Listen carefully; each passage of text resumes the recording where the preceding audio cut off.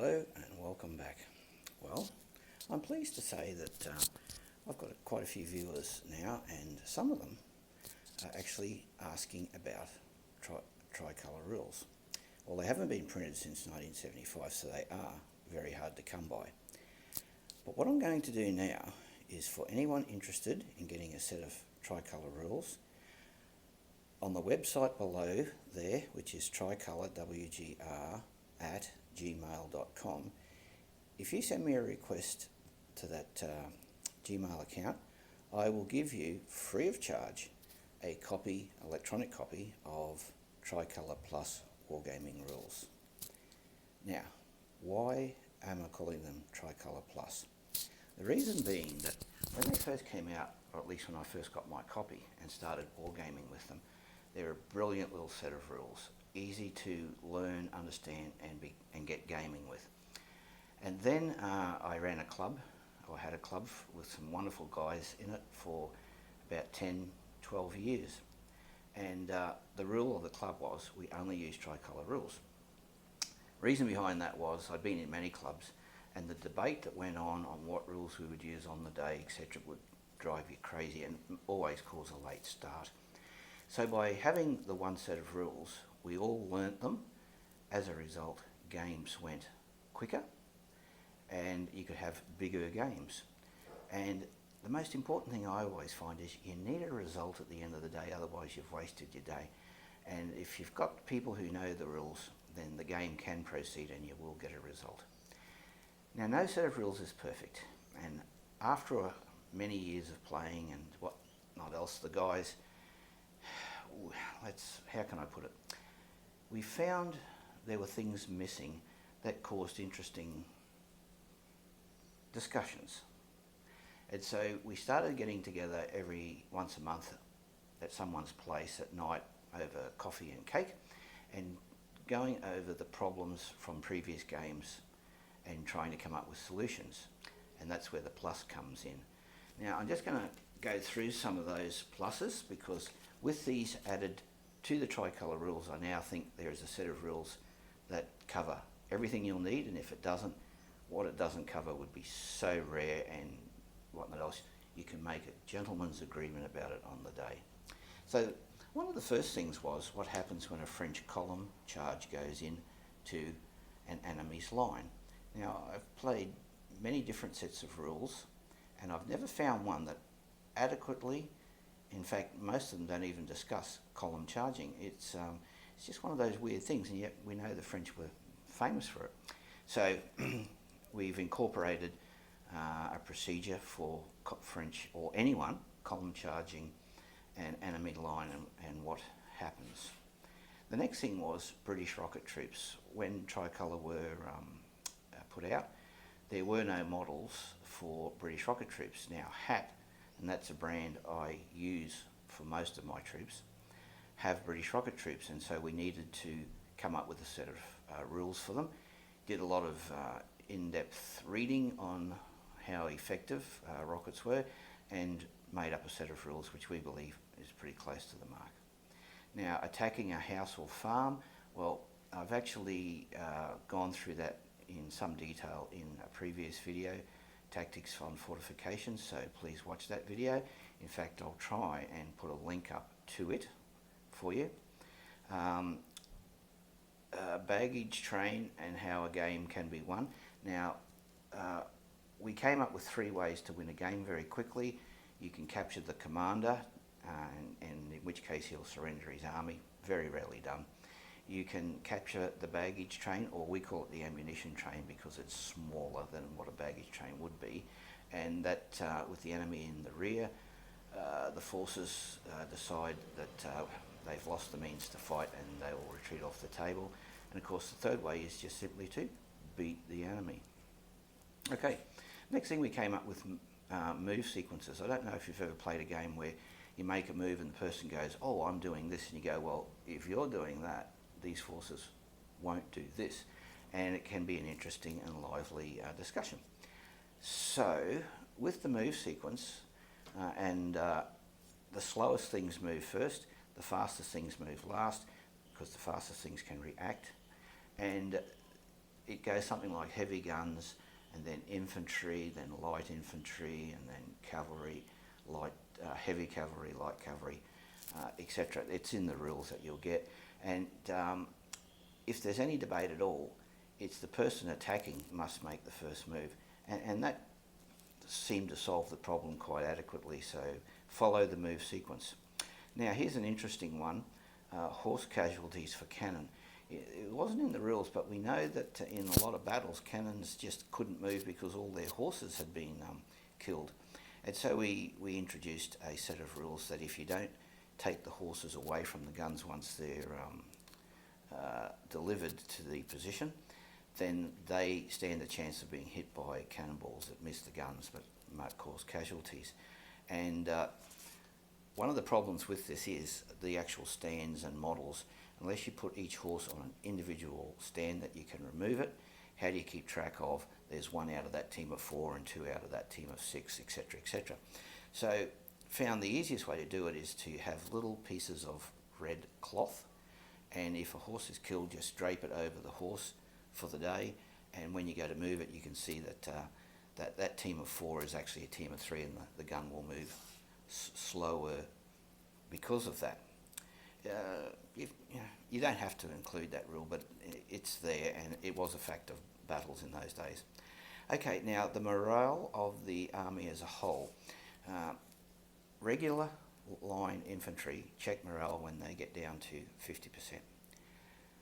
So what happens when more than 50% of the regular units are in retreat? Well, that was not covered, and by bringing this rule in, you have to be a little bit more careful on how you use your infantry. But once more than half of either regulars or militia, only regulars and militia, are down to 50%, you roll for the morale of the rest, and there's every chance that at that point they'll stall. They won't go forward, but they'll fight from that position. That leaves everything above regular morale, which is elite or guards generally, to carry the day if they can. And that sort of shortens a game. It means that you're not fighting to the last man. And we think it adds an element of realism because armies did, once they thought they were losing, tend to dissolve. Not, some of them. So the rules there. Going through my list of pluses, I missed one out. A really important one, weather. Now, we've included weather because when I'm playing British, for instance, and the thing the British do best is fire, when the weather's inclement or a storm sweeps across the battlefield and there's no firing, British melee are the same as French infantry, and I've lost many a game playing British where the weather has stopped the firing and the French have come forward with the bayonet and overrun the British regiments. In fact, when you're playing French and it rains, you can almost hear the cheer go up from the men as they won't have to suffer British musketry. So there's rules in there for weather. I haven't actually included them in any of my previous games just for simplicity's sake, but I may do that in the future now that we've talked about it. Okay. Anyway, so that's the plus part. Now, setting up for the very first time with these rules, a unit of infantry to get into a game, and there's a few little tricks to this, and it takes a while to do. Not difficult, but you just have to know how to do it. So what I'm going to do in the next half of this video is to show you how to set up your forces, and hopefully by doing this it'll get you quickly into a game. Now you probably won't print these rules out first before you want to watch the rest of this video, so I'll go through the video pointing out on what pages these rules are. When you get your set of rules, re-watch the video, follow through, and you'll see what I'm doing and how I'm doing it, and it'll make a little bit more sense to you. Alrighty, so let's move to a tabletop and start looking at how we're going to put together a force. And the one I've picked on today to do is a British regiment. Now, British regiments were called regiments, and they were roughly the same size as a French battalion. A French regiment had 3 battalions. The British, of course, one regiment went overseas, one generally stayed at home to recruit and train. So when I say British regiment, I'm talking about a force which is equivalent roughly to a French battalion. Just wanted to clear that up. Okay, let's do it. So with our set of instructions, the first thing we do is go to page 8. And on page 8, it gives you the sizes, the standard sizes for the movement bases. This is a typical movement base. It's 2.5 inches long by 1.5 inches wide. And this is what the finished product looks like. A stand of 8 men, 4 in the front, 4 in the back. And you'll see that stand fits exactly onto a movement tray. Okay. Now why do we have these movement trays as a standard size? Well, I guess the reason is obvious. You've probably already thought of it. When you've got two opposing forces, you don't want this stand to contain 10 men and this one to contain 4. It gets out of tilde, it's unequal and causes arguments. So we have standard sizes so that 4 men oppose 4 men on a width. Okay. We've got these for cavalry and artillery as well.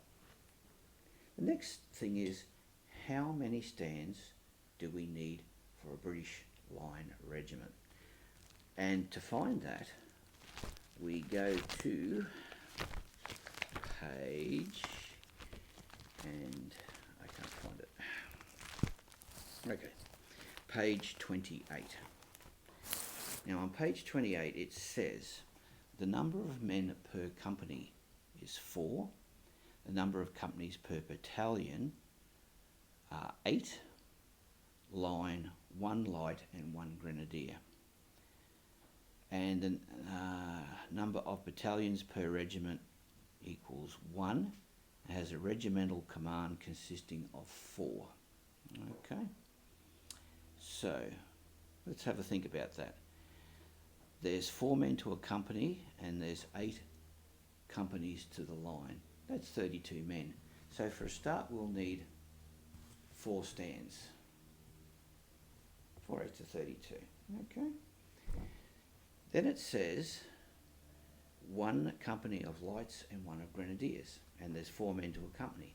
So we need 2 stands of 4. Well, the way to do that is to take a stand and cut it in half, and you'll end up with 1 stand of 4 men. Same with lights. Now with the lights, you take their company of 4, you cut it in half, a stand of 2 and a stand of 2 ones. And the reason being that then as lights you can indicate they're spread out in front of your line regiment.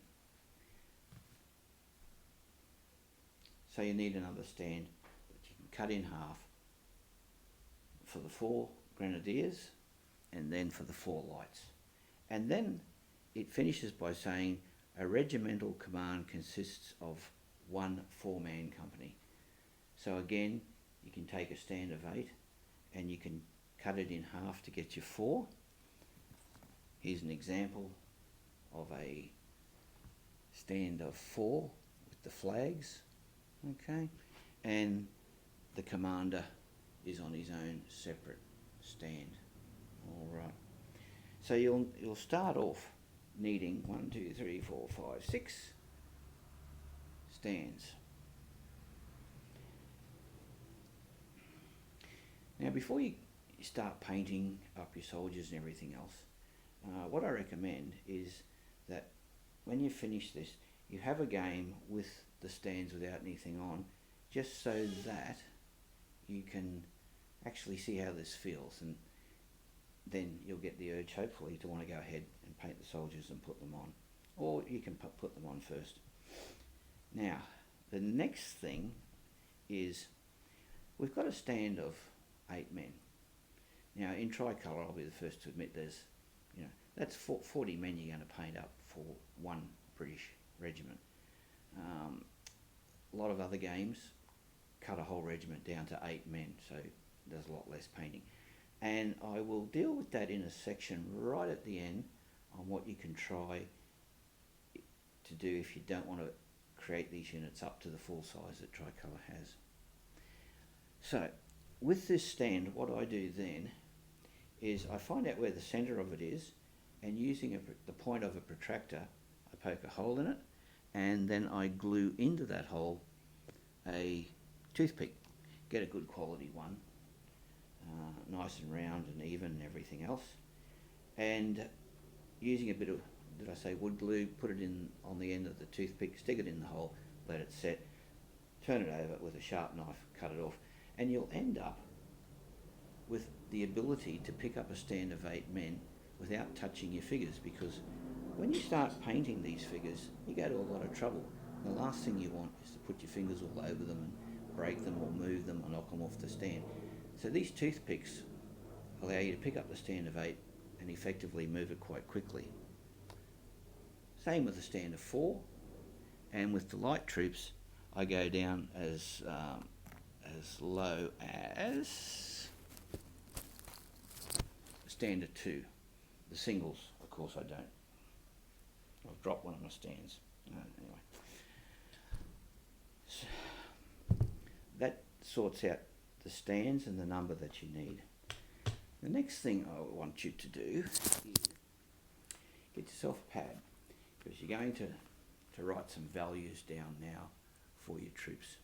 So down the edge, put British line, and across in columns, I want you to put these columns in. Movement in column, movement in line, open order, morale, fire, melee, charge increment, and then a comments column at the end for any odds and sods. We now turn to page 22 and we look at what's this line regiment called, and the first thing on the left is called troop types, and we go to line infantry, go across to British, and they're called line infantry. In the Austrian army they're called musketeers, in the Prussian army they're called musketeers, in the Russian and French they're called line infantry. That's not so important, but if you want to get into the flavour of it, you can, if you're doing Prussians, you can call them musketeers. The next thing, we now move to page 21, and this gives our line unit its standard value right across every army. So we go to line infantry, and here's General Bernard, and he just loves being in Napoleonic videos. I'll let him stay as long as he stays out of it. Where were we? Okay, page 21, line infantry. Now, write down in your column on your pad here that under morale, regulars, under firing, normal, under melee, 1 point per man, and we'll leave the other columns for now. I'll show you where to find their movements. Now, if that was all there was to it, every army would have line regiments exactly the same value, and we know that that's just not on. So now we go to national characteristics, okay? And for the British Army, the national characteristics are on page 27. Now what's it say about a British line? It says, British line infantry, due to their training, are considered as elites for purposes of both musket fire and morale. So now we go back to our pad, and under morale, we change it from regular to elite, okay? Firing, we change from normal to elite, and that's important. So we'll just do that, morale and fire elites. We'll get back to those values in just a sec. Anything else about British line infantry? Yes, it says the Grenadiers. Remember, there's a company of 4. And lights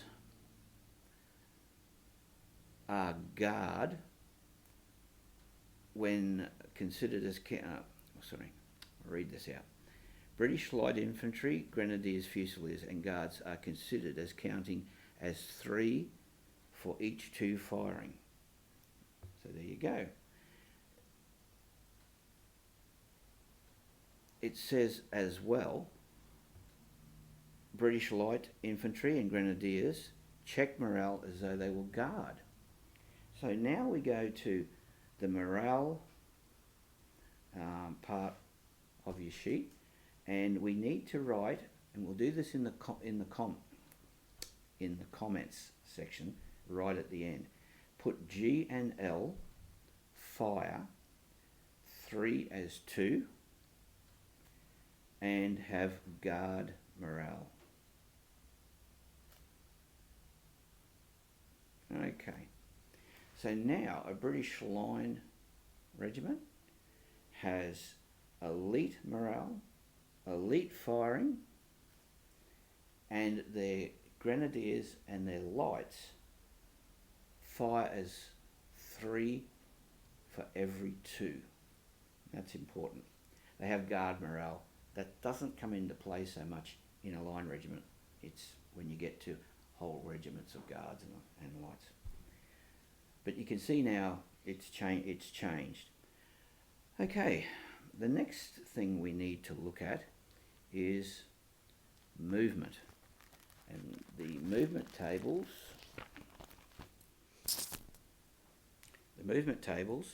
are on page 9. So in your first column there, it says movement in column, and this is standard throughout all of the armies unless in the national characteristics it changes, and the French do move, their guard units do move faster. So in column they move 9 inches, so put 9 inches. In line they move 6 inches, and in open order put no. In the charge increment put a +3 inches, and that's a once up only to help them get in touch with the enemy. Now that we've filled in all the columns for a British Line regiment, we're ready to actually look at their firing points. Firing points are on page 12, and it says increments and de-increments to fire. So whereas we had normal as a firing condition, that is 1 as 1. For elites, every 3 count as 4.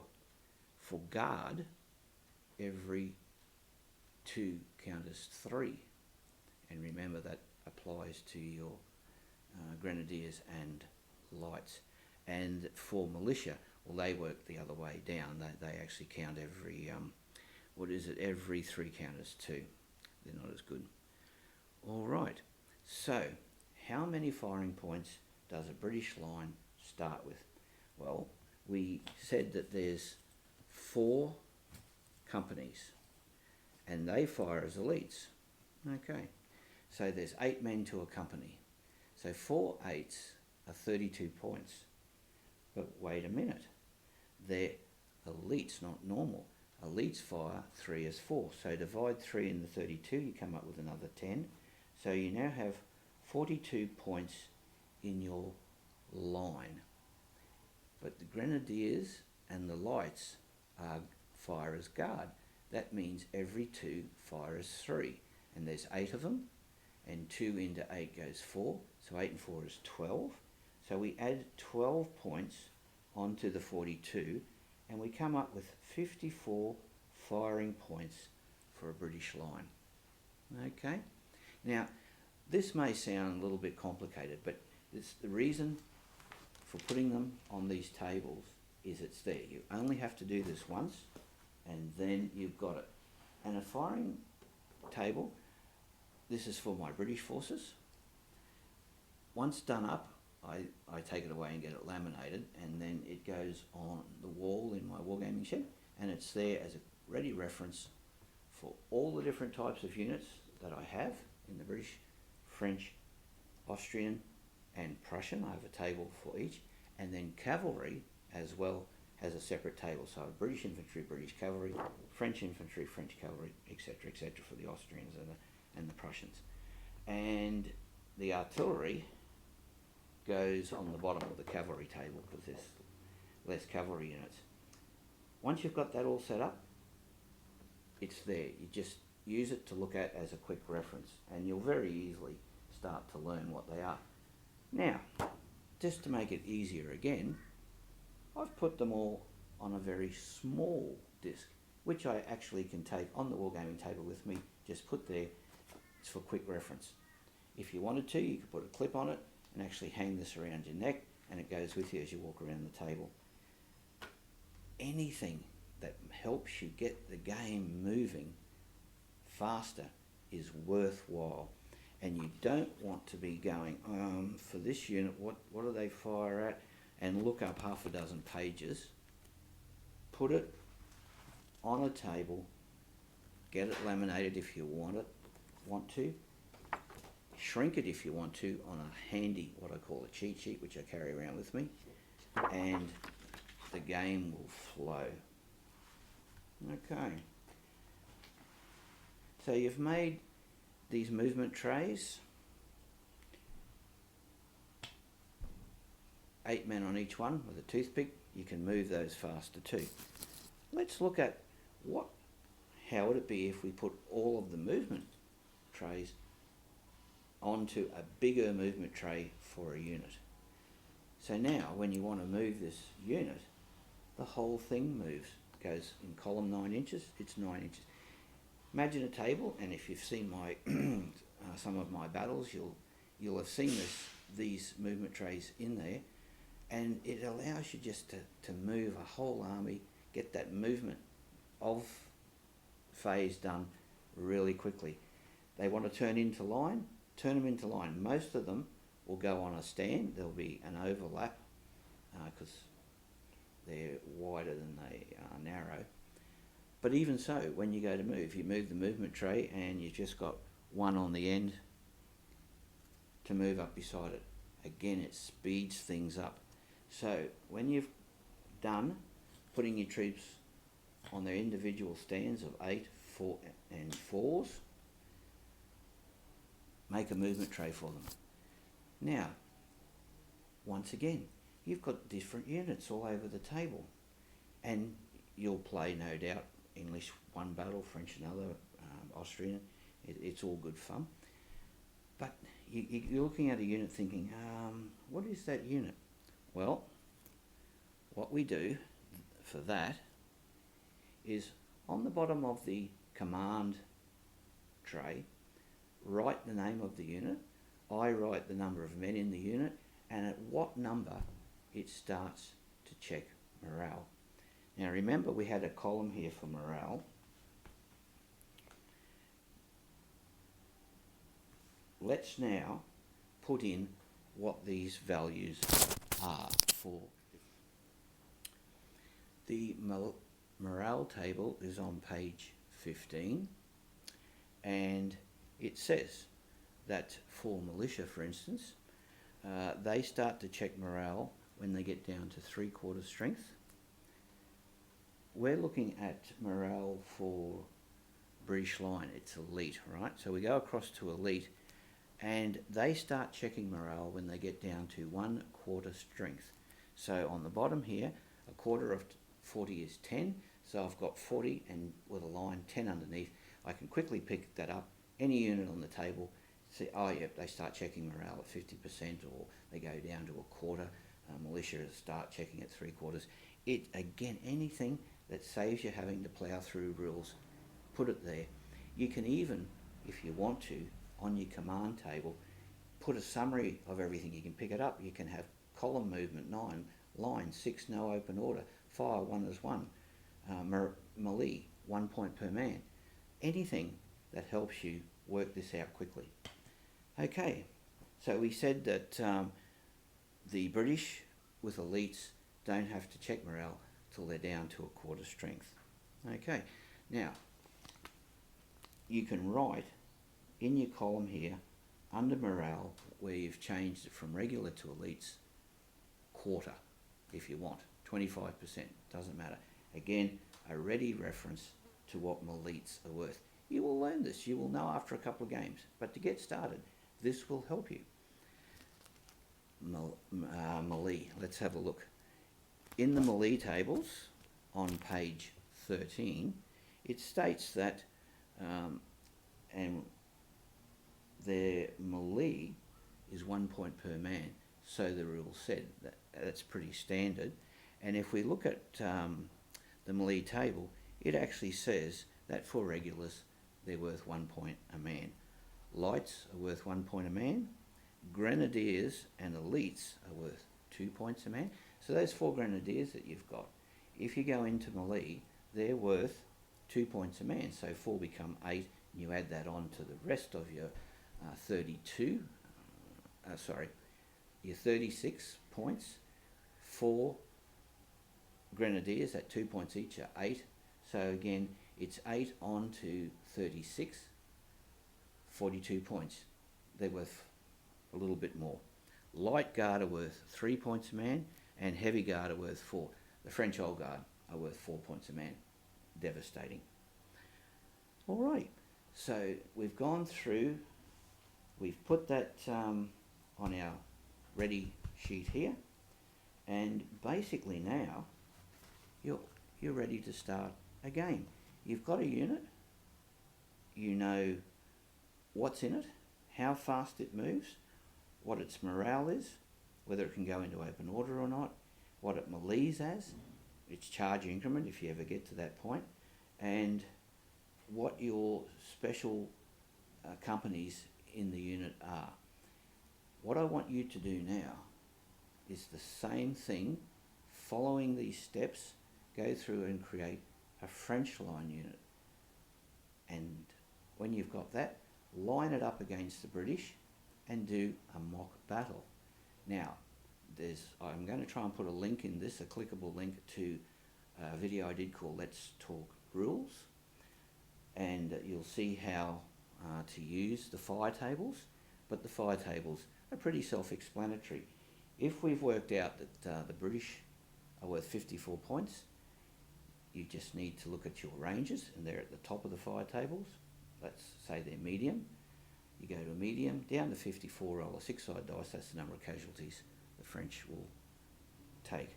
Now the French fire back, and again I'll just reiterate, this is one of the things I really love about Tricolor, is all fire is done consecutively. So what that means is, although the French might suffer casualties, they're not taken out until the full number that's there fire back.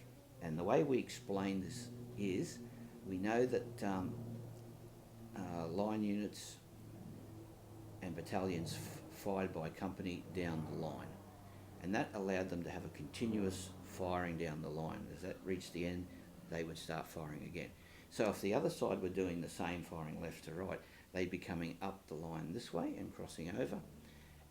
And so it's fair to say that the full number get to fire in a move, instead of in some games, like for instance Second World War, I know it's really important if you've got 2 tanks firing each other, it's the one that fires first. If he hits, that tank's destroyed, it doesn't get to fire back.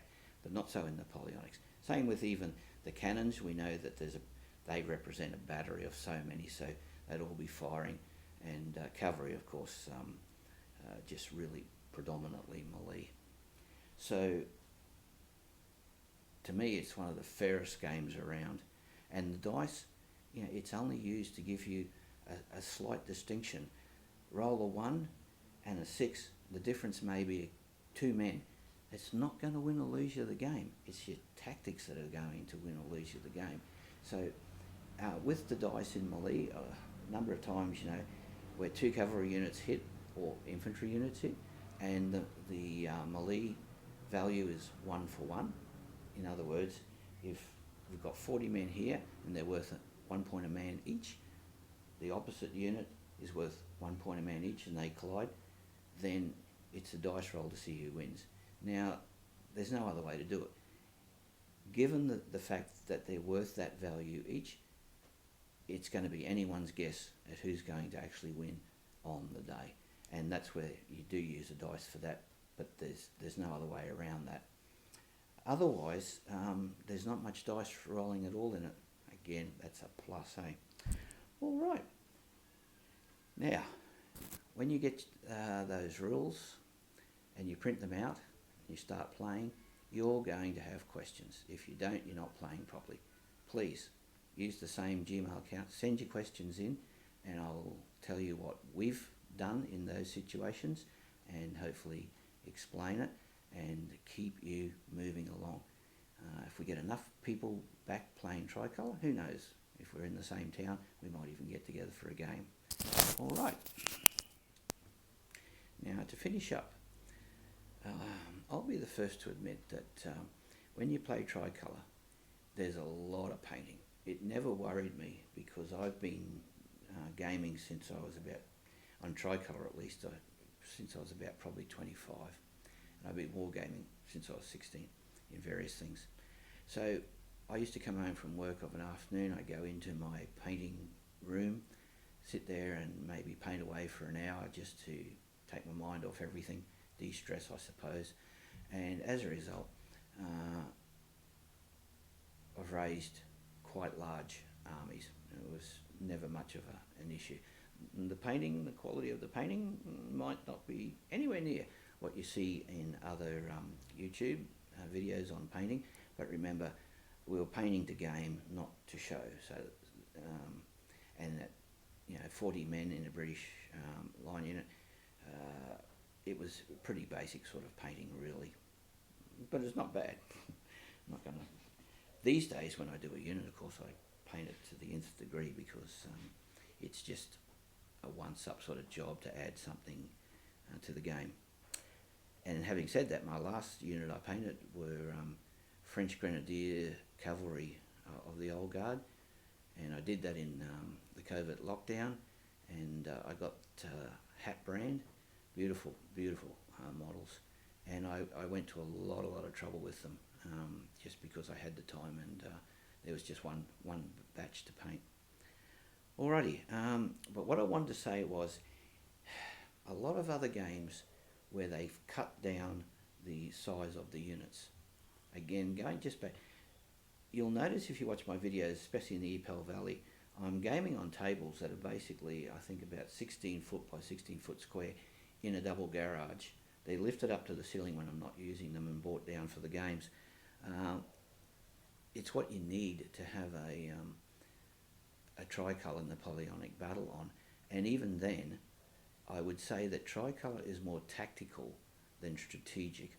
A lot of these other games where people want to play entire battles and they've got units, a regiment equals 8 men, etc., then they can play those strategic sort of games, whereas Tricolor, because of the size of the units and the size of the tables to play on, are probably more tactical than anything.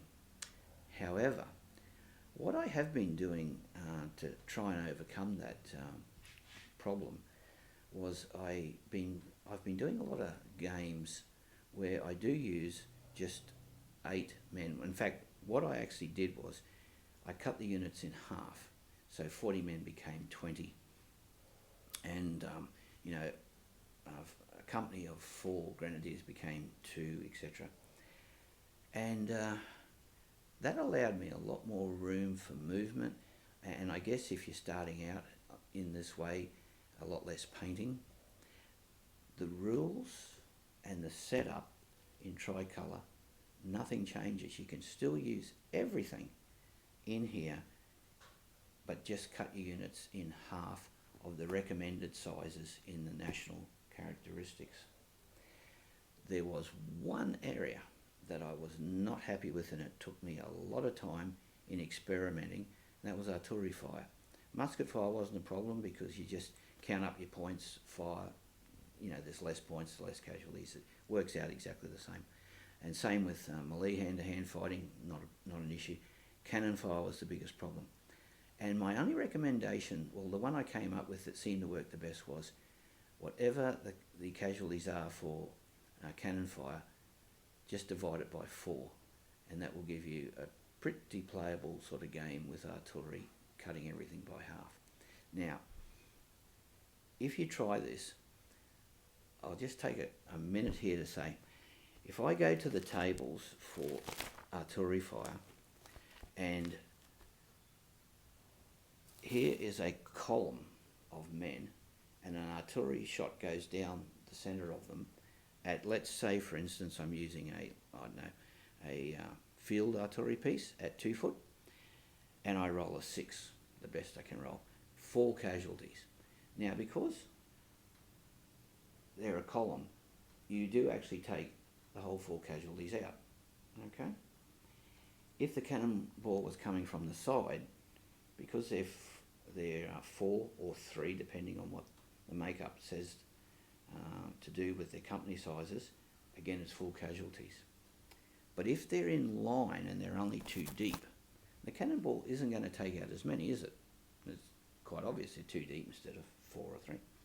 So in our games, in our Tricolor games, we look at this and we said that in those situations you cut the casualties in half, and it doesn't make it as devastating all the way through the game.